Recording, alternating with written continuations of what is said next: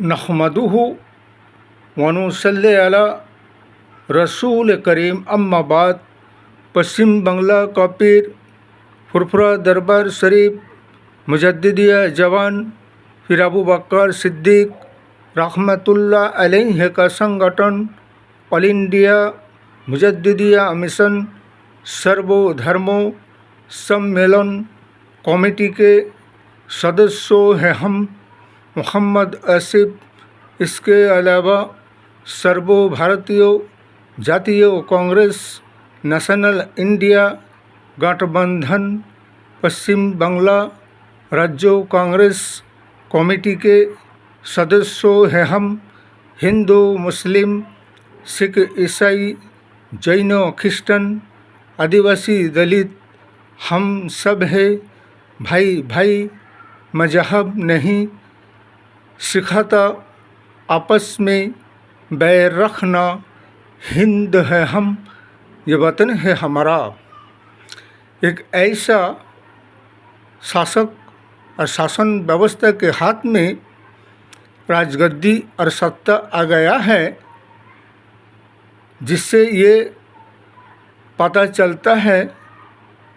ये सरकार बीजेपी शासक दल ये संविधान के दुश्मन, लोकतंत्र के दुश्मन, धर्म का दुश्मन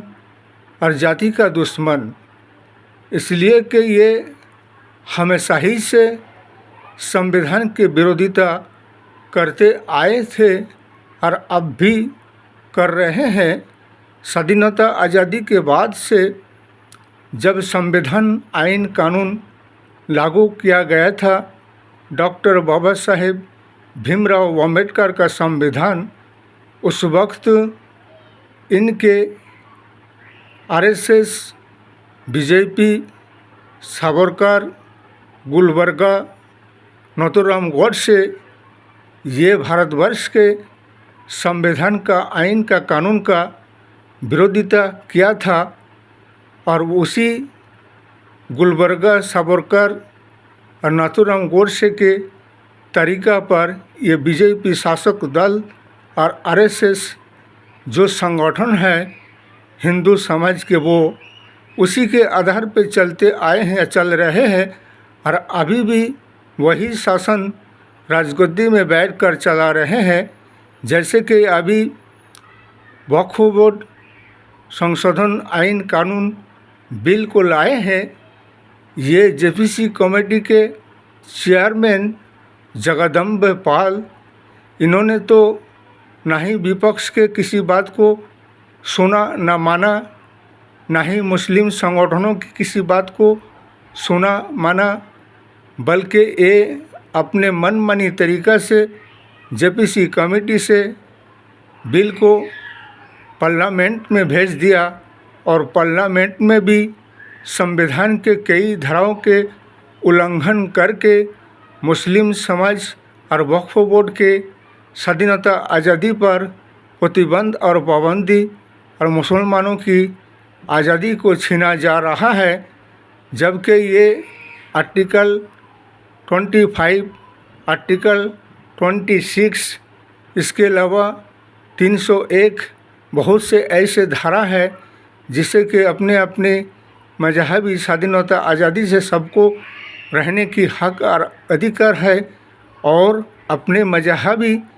ज़मीन जायदादों की सारी चीज़ों की देखभाल और हिफाजत के दायित्व तो उसी समाज वाले के ऊपर है जो जिस धर्म और कौम के रहबर है। इसीलिए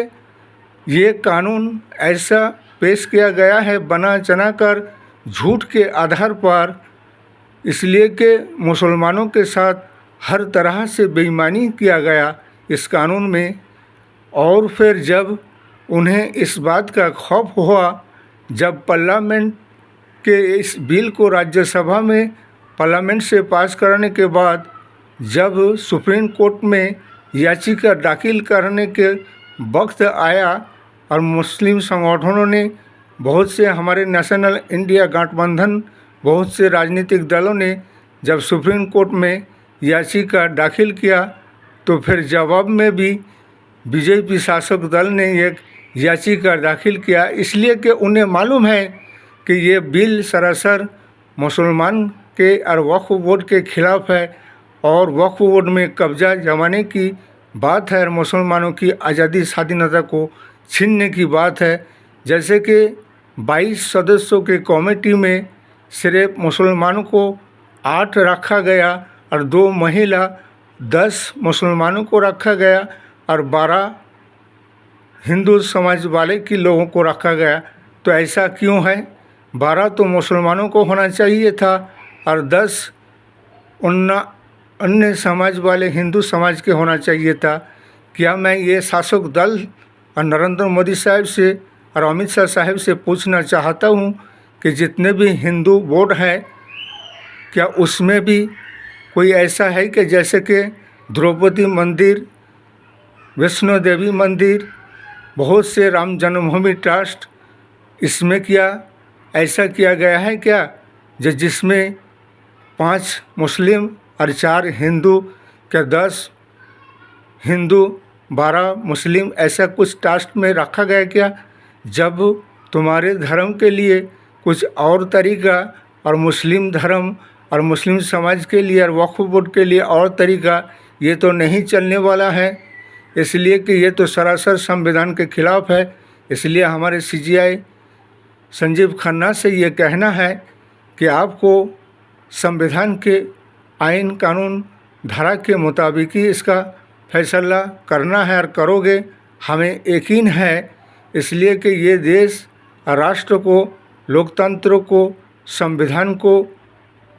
बचाना है और ये सुप्रीम कोर्ट के हाथ में है और सबको अपने अपने अधिकार और हक दिलाने की बात है।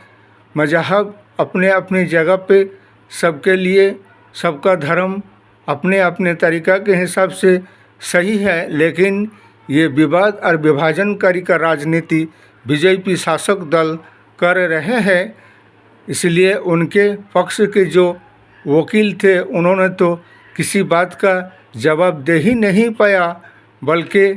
प्रधानमंत्री को जवाबदेही नोटिस और भेजा गया कि 2 हफ्ता के अंदर जवाब दो। तुम क्या जवाब दोगे? तुम्हारे पास जवाब देने के लिए रहा ही क्या? इसलिए हमारे जब तक कि ये वक्फ बोर्ड आइन कानून का केस हमारे CJI खन्ना साहब के हाथ में आए हैं, तब तक ये CJI खन्ना अगले महीने के 15 तारीख तक के रिटायरमेंट हो जाने की जो बात है, हमारा तो यही कहना है। सारे हमारे विपक्ष और ऑल इंडिया मुस्लिम संगठनों से भी और हमारे नेशनल इंडिया गठबंधनों से भी कि जब तक इसका फैसला सुप्रीम कोर्ट के जजमेंट CJI खन्ना साहब ना कर दे, तब तक उसकी रिटायरमेंट भी नहीं होगा, उसकी मियाद बढ़ाया जाएगा और सुप्रीम कोर्ट के जजमेंट संजीव खन्ना ही इस केस का फैसला करके इसका नस्त करेगा। और हमें यकीन है मुसलमानों को और वक्फ बोर्ड को इंसाफ और न्याय मिलेगा और ये आइन कानून बातिल और कैंसिल होगा और इस पर रोक लगाया जाएगा। इस वीडियो को ज़्यादा से ज़्यादा लाइक दीजिएगा, शेयर कीजिएगा, सब्सक्राइब दीजिएगा। जय हिंद, जय भारत, मोहम्मद।